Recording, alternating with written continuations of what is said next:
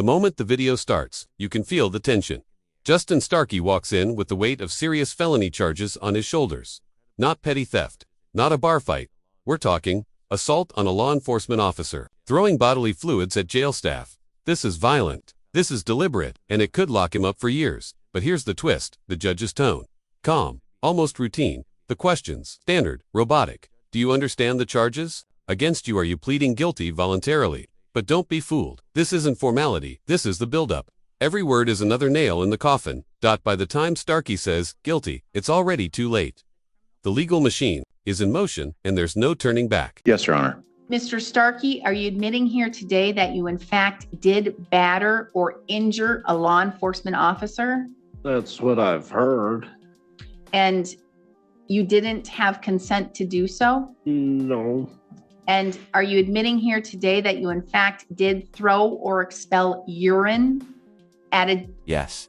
Yes, you heard that right. Justin Starkey admits in open court to intentionally throwing urine at a corrections officer. Disgusting. Absolutely. But this isn't just gross ... It's criminal. Under Wisconsin law, it's called prisoner. Expelling bodily substances, and it's a felony. This isn't just disrespect. This is a public health threat.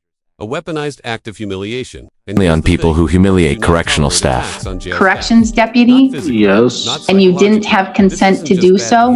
It's dangerous. No, I did not. He's going All to right. pay for it. Do you have any questions for the court or for your attorney before I proceed? I do not. Okay. Mr. Keene, did you go over the facts alleged in the criminal complaint with Mr. Starkey? Yes, Your Honor. Went through all four of them, and more recently, 24 CF 91 and CF 109, along with, we reviewed them on the 4th as well. All right. And did you go over what the state would have to prove, those elements as they apply to the facts? Yes, Your Honor. Or as the facts apply to the elements, actually? Here, watch closely. The judge isn't rushing, not skipping a beat. They ask again, do you understand? Then again, ... Are you sure? Why? Because this isn't just paperwork. It's a felony plea. And once it's in, there's no undo. Button. The court must ensure Starkey's plea is voluntary. Intelligent, informed, no confusion, no pressure, no tout, because if there's even a crack in the process, the whole case could collapse. Appeals, motions, reversals. So yes, it sounds repetitive, but in this room, repetition is protection. This is how justice locks in airtight. Strengths and the weaknesses of the cases with Mr. Starkey? Yes, Your Honor. And do you believe he's entering his pleas freely and intelligently and voluntarily here today? Yes, Your Honor. And do you believe he's entering his pleas competently here today? Yes, Your Honor. Do you have any concerns about your client entering his pleas here today? No, Your Honor. All right. Mr. Starkey, one last time, do you have any questions before we proceed and before I have you enter pleas today? No, I do not. I do not have any questions. Then as to count 1 in 24 CF 91, battery to a law enforcement officer, an H felony, how do you wish to plead? Guilty. As to count 1 in 24 CF 109, prisoner throwing or expelling bodily substances, an I felony, how do you wish to plead? Guilty. The court will find your pleas of guilt are done knowingly, intelligently, and voluntarily. I'm going to find that you understand your constitutional rights and what it means to waive and give up those rights. I'm going to find a factual basis to accept your pleas of guilt.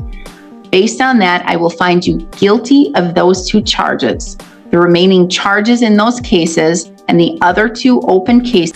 For now, it sounds like Starkey's catching a break. The remaining charges are dismissed and read in, but don't let that fool you. This isn't mercy, it's strategy. Read-in charges are like legal ghosts. They don't show up as separate convictions, but they haunt the sentencing. The judge still sees them, still weighs them, every ugly detail, every violent act. It's all on the table. And when it comes time to sentence Starkey, those dismissed charges will speak loudly. There's no escaping the full story. Not here, not today. Will be entered today. The court will order a pre-sentence investigation report, long form. Agent does not need to appear, but should be readily available by telephone in case questions arise. The court is again revoking bond. We have set sentencing, and that will remain on the calendar. as already previously set. Anything else we need to address here today, Mr. Schmidt? No. Mr. Keene? No, Your Honor. All right. Then he may be sent back to Polk County so he can face his revocation there and whatever's going to happen there. And then once we determine what's going to happen there, we'll figure out sentencing and how that'll come into play. All right? All right. That's good.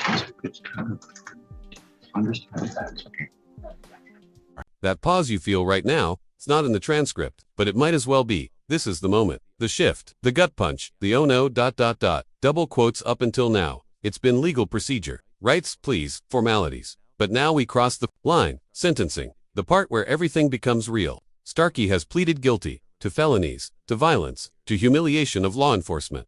And now, his future is hanging in the balance. Prison isn't a possibility, it's a probability. And if you look closely, you can almost see it on his face. This is the moment. He knew he, seeked up. CF 109, State of Wisconsin versus Justin Starkey. The state appears through District Attorney Kevin Schmidt in person. We have Mr. Starkey appearing in person in custody with counsel Glenn Keene. We're set today in this matter for the sentencing portion of these cases. Mr. Starkey pled guilty on March 7th, 2025 to two felony counts, one battery or threat to a law enforcement officer, and one count of, I believe it was prisoner throwing or expelling bodily substances, an I felony. The court ordered a pre-sentence investigation report. The court has received and reviewed the report. And in my review, even though I don't have as much detailed information as the counsels, the attorneys, I did not find anything that jumped out to me as being a material error or a fact that needs to be corrected. Mr. Schmidt, did you receive a copy of the PSI? I did. Any material facts or corrections to state on the record? Not a correction per se, but he did get revoked in his Polk case, and they just haven't done the sentencing yet. All right. And do you know if that matter is currently scheduled for sentencing? It was scheduled for sentencing yesterday, but Mr. Starkey didn't have an attorney. I didn't see when they pushed it out to. All right. Yeah, I can answer that. Scheduled for the 6th, and I worked with the public defender because they'd appointed me, but I hadn't got the appointment, so I'll be representing them that as well. Okay, excellent. Thank you. And we are in victims' rights compliance, correct? Yes. Ms. Bauer, Victims' Rights Coordinator, are we going to have any victim impact statements today? Yes, Your Honor. How many? One. Just one? Mr. Keene, did you receive a copy of that PSI report? Yes, Your Honor, and I'm not noting any material errors either. Okay, and did you go over that report with Mr. Starkey? Yes, Your Honor. Did you thoroughly go over it with him? I had a limited time because we had a phone disconnection, but I went over the main points and the recommendations. All right, and so you went over the bulk of the main information to ensure that he can review if there are any errors? Yes, Your Honor. Okay. We will begin with the victim impact statement. The victim may come forward, have a seat at the black bench. Victim may state their name if they wish, or simply the initials. Yes. And if you are going to read something, please make sure that you read it slow, you enunciate your words. The court reporter needs to take everything down accurately, okay? My name is Jan Lodermeyer. You can sit if you wish, or you can stand, whatever you prefer. Last name is Lodermeier. Currently, I'm 911 dispatcher for Gwinnett County. First of all, I want to thank the court for giving me this opportunity.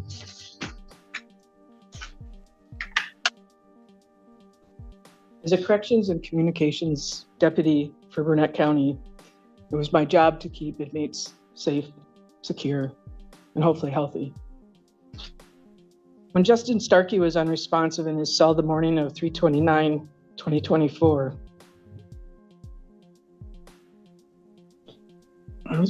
sorry. And that's okay. Take your time. You can take as much time as you need. We have the rest of the morning scheduled for this case. So if you need to stop, you need a break, you can take that time. My partner and I at the time went into his cell to make sure he was okay, as he was unresponsive. I bent down to touch his shoulder. He didn't really respond. He started to respond. I thought he was going to sit up. He kicked me in my stomach. I went flying back into a cement wall and I fell to the cement floor. It's the last thing I ever expected from an inmate that was playing, in my mind, possum. This testimony hits like a gut punch. You can hear the pain in her voice, the 911 dispatcher who tried to help and got ambushed instead. This wasn't just a workplace injury. It was an attack, and it shattered her life. The job she loved, gone. Her safety, stolen. You can feel the weight of every word. Even the judge leans in. Because, in sentencing, victim impact statements matter more than you think. They don't just tell the court what happened. They show the human cost. And in this courtroom, her words won't fade. They'll echo in every second of Starkey's sentence. As a result of that action that day, my life has changed drastically.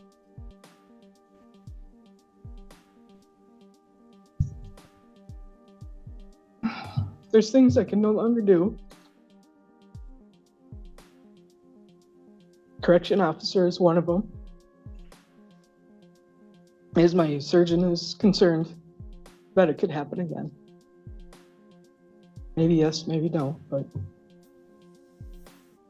after 15 months, the doctors tell me I'm as healed as I'm gonna be, which means constant pain, constant numbness, and sometimes tingling down my legs.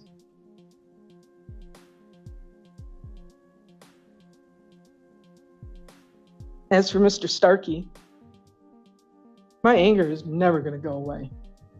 I am not a vindictive person. But honestly, I hate that man for what he has done to me. And I'm just going to say, I appreciate your emotion. This is not a time to. I know. That's all I'm going to attack. say. That's all I'm going to say about that. Okay. I am no longer a corrections communications officer, deputy. I am now a 911 communications deputy. My life now is to help people that appreciate what 911 communications deputies do, and that is to help the community and save the community when we can. Thank you. All right, Mr. Schmidt, argument and sentencing recommendation, please. Sure. I'm going to be arguing for what the PSI recommends, which is 2 years initial confinement. Let me just make sure I say it accurate. 2 years initial confinement, 3 years extended supervision on the battery, and 1 year jail consecutive to it on the other count. So effectively, the 1 year jail gets converted into a prison sentence by way of Wisconsin statute. Mr. Starkey has 338 days credit per the jail.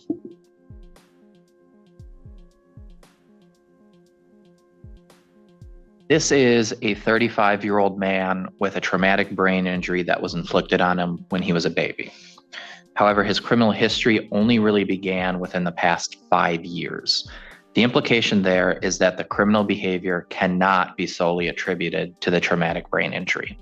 He has been placed on probation 4 times and been revoked 4 times. He was on probation when some of the conduct at stake in these cases occurred. He is not a suitable candidate for probation. He gets disability, that's been confirmed, and at one point on information belief, I believe he was also getting civil payments from the result of how his traumatic brain injury was inflicted. I do not know if he still gets payments for that today. The core behavior of Mr. Starkey in most of these cases is him assaulting and harassing correctional officers. The assaults and harassment show patterns of deliberation and planning and intention. They were not reactive or in direct response to a frustrating stimulus, such as how people might react if they have a traumatic brain injury and fly off the handle. In 24 CF91, Justin Starkey was apparently having a seizure when COs went in to address it. You heard an account from the victim in that jail already. As soon as COs were in range, Mr. Starkey shot up and assaulted them, in particular, the full force kick of JL that caused life-altering injuries. This happened March 29th, 2024.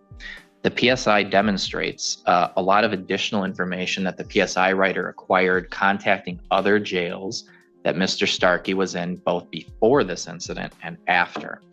And what the PSI writer discovered was that for over a year before this and sometimes afterwards, Mr. Starkey has been in other county jails, and he has been doing the same behaviors. He has been faking seizures and medical issues to trick COs to try and come in and aid him. The jails have reacted in different ways. Eau Claire seemed to have figured out this and just wouldn't go in and expose their COs. They would see the fake seizures, document it, and then document Mr. Starkey's behaviors afterwards, which show he was clearly faking it. Sometimes his reactions have been violent to them not coming in and checking on him, say attacking the door or the cell. His assaultive behavior has also been directed at inmates in those jails. In 24 CF 248, COs came in to talk to Starkey to stop applying cleaning solution to the mirrors in the cells that they used to see in. They first tried to do it in a safe manner through the intercom. He wouldn't listen and kept doing it. The CO went in to talk with him. The CO's posture in the surveillance camera was very neutral. He was not approaching Starkey. He was just casually standing there talking. And then eventually Starkey got mad, assumed a charging posture, and charged at the deputy.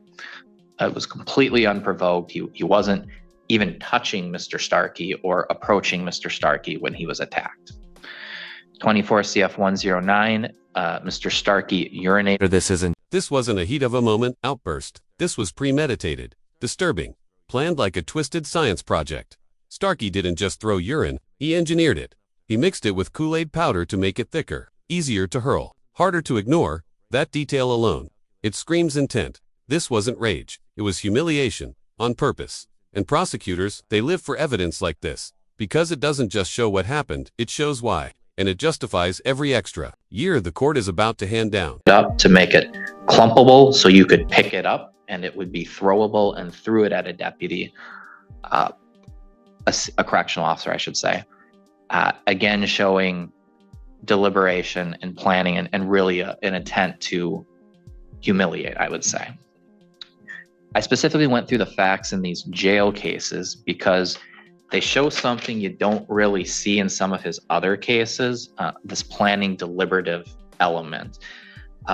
Mr. Starkey is intentionally using, not just in these cases, but in the descriptions of these other jails, he's using the empathy of his COs, their desire to help him and to make sure he's not having medical issues to gain access and harm them. He's using positive traits and positive things they're doing against them.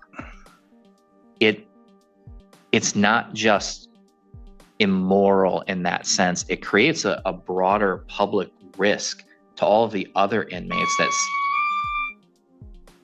that COs have to be thinking about and be cautious of other inmates who might be faking just to gain access to harm them. It also shows this more malicious element, because this wasn't a one-off in the JL case of the faking the seizure. We see from the Eau Claire logs, this has been something he's been doing an extremely long period of time. It's a repeated plan that he keeps trying to do and presumably will keep doing in the future. I say that I presume he's going to keep doing it in the future because of how Mr. Starkey talked to the PSI writer about the correctional officer cases versus the case with his mother. The Eau Claire conviction mentioned in there is the one where he assaulted his mother in his home. So that's different than the CO ones. That was a public assault more akin to the first Burnett County case, the DC in public. And those two cases are more of the getting frustrated and attacking somebody cases. The way he talks about the case with his mother, it's because it's his mother, he says he's sorry. He says something to the PSI writer that when he's asked about whether he feels bad or sorry about what happened, he says just about his mother. He, even at the point when he was talking to the PSI writer, wasn't empathizing with any of these COs, not just the victims in our case, but really the Eau Claire ones, the other county jails where he's done this, the county jail where the CO was coming in with the medical cart, with the medicine that he needed, and he attacked them when they did it. So what am I highlighting? So I've already indicated we have to start first with considering probation. The statute requires that. It should be rejected out of hand because of the failures on probation, because two of his recent convictions involved assaults in public in the community, the DC in Burnett, the Eau Claire incident with his mother. The fact he's a danger in the jail to correctional officers itself is also indicative he can't be treated in the community. That's indicative he needs a higher level of confinement, and that would be the Wisconsin state prison system. They have much better resources. They can have a better documented file and establish easier to use protocols than the county jails he's bouncing to and forth from Polk to Burnett to Eau Claire, and better establish a protocol where Mr. Starkey cannot harm officers, correctional officers. So that brings us to McCleary. Gravity offense, protection of the public, rehabilitative needs of the offender. The gravity of the offense is severe because of the maliciousness of what's happening here, and because of the pattern that can be traced back into 2023 and also forward a bit as well, of really just wanting to attack these jailers. If you look at what is the intent, what is the impetus of why he's doing this, it's not, these are not contacts where the COs are initiating contact with him. He's initiating contact with them by faking medical issues or deliberately doing something he's told not to do. He's seeking provocation. He's seeking physical contact. And as a result, he's harming COs. He's humiliating them. He's caused an injury to one CO that has prevented her from being a CO. That Mr. Starkey has robbed from the county somebody who's extremely talented and experienced in that role forever. This part might be the most heartbreaking and the most damning. Starkey didn't just injure a correctional officer, he ended her career.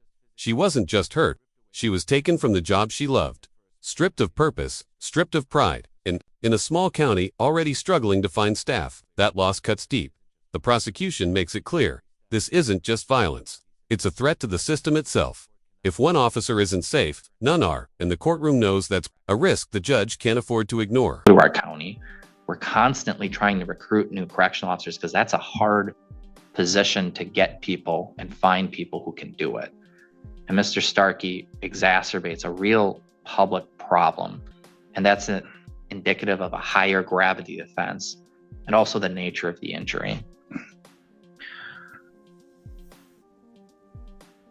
We need to be able to protect our correctional officers, and I think that through the gravity of the offense, through McCleary, is the way we address that, because there are not special rules for the police or for correctional officers where people can swear at them or be mean to them or throw urine at them or assault them, and they can't for the public.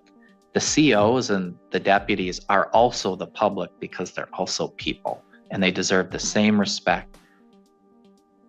And they deserve the same respect for their personhood and their bodily autonomy as anybody else. Protection of the public is odd here because, like I said, most people don't think of correctional officers or police officers as the public, but they are in the sense of how that term is used. When you have an individual who's incarcerated, the public that we're seeking to protect in this case is the correctional officers.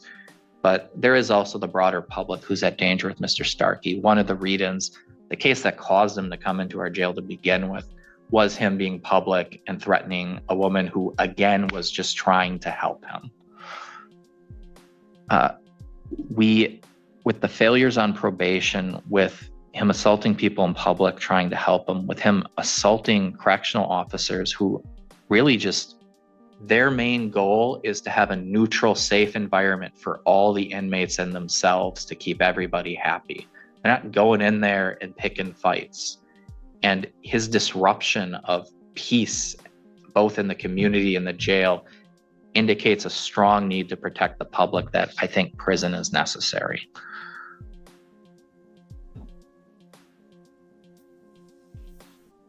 That brings me to rehabilitative needs of this offender. Mr. Starkey, I think we see a pattern over the past 5 years where he's growing increasingly antisocial and malicious in both his behavior and his thought processes. This can't be traced to his TBI from 1991 because he doesn't have this criminal history going back to 1991. It happened in the past 5 years. They're a result of him and his choices and his behavior. We really see in the PSI, in his statements, a profound lack of empathy for people he doesn't already have a personal stake in. That's why he feels bad about his mother, but nobody else, not the woman helping him at the hotel, none of the correctional officers he's ever assaulted or thrown urine at, of which there's no justifiable reason. They demonstrate an increasingly selfish view that Mr. Starkey has, where if someone makes him angry or he feels he's not being respected, he says to the PSI writer, he's justified in what he does. That's highly concerning because it shows a lack of respect for others, a lack of respect for bodily autonomy, which is really one of the cornerstones of modern society. If his empathy is non-existent to this extent, if he's this selfish in his worldview, if his locus of control is so... If you're hoping for remorse, brace yourself. When asked if he feels sorry, Starkey chokes up, but only about his mother. Not a word for the officers he assaulted. Not an ounce of empathy, and that silence. It screams. Judges notice. So do mental health evaluators. Because without remorse, rehabilitation looks like a dead end, and when the court sees no sign of change, it doesn't take chances. It sends a message, no empathy. Then expect no mercy. Deterrence becomes the priority, and that means time, serious time. No other choice, because the decision to change isn't going to come organically from Mr. Starkey. He's been continually assaultive for years now in these jails. So it has to come from fear of punishment. It has to come from deterrence. If we don't address punishment through the criminal justice system in that manner, my big concern with the implications of how Mr. Starkey talks about his TBI and his ADHD is he's going to come to the conclusion that so long as he ties things back to that or medical issues and he doesn't get punished, then it's going to reinforce the behavior. If he's able to use those diagnoses as an out to avoid punishment, then he's being told, you can still do that because of your condition. And I take specific umbrage at that in particular, because there's a lot of people out there with TBIs, with ADHD, and other conditions. These don't apply to Starkey in particular, like schizophrenia or bipolar, conditions that can cause a person to behave erratically or become violent or aggressive. And a lot of these people, most of these people, don't get assaultive. They don't have criminal histories. They aren't attacking people in jails. They're not even in jails because they're still capable of having free will. They can still make the choice to, hey, I want to better myself. I want to get along in society. I want to treat my condition. I want to be responsible. They're not playing up their injuries. They're not playing up their illnesses. They're being responsible members of society. And there's no reason Mr. Starkey can't either. Prior to 5 years ago, that's what he was. I asked the court not to reinforce that behavior. I asked the court to do a prison sentence to deter it.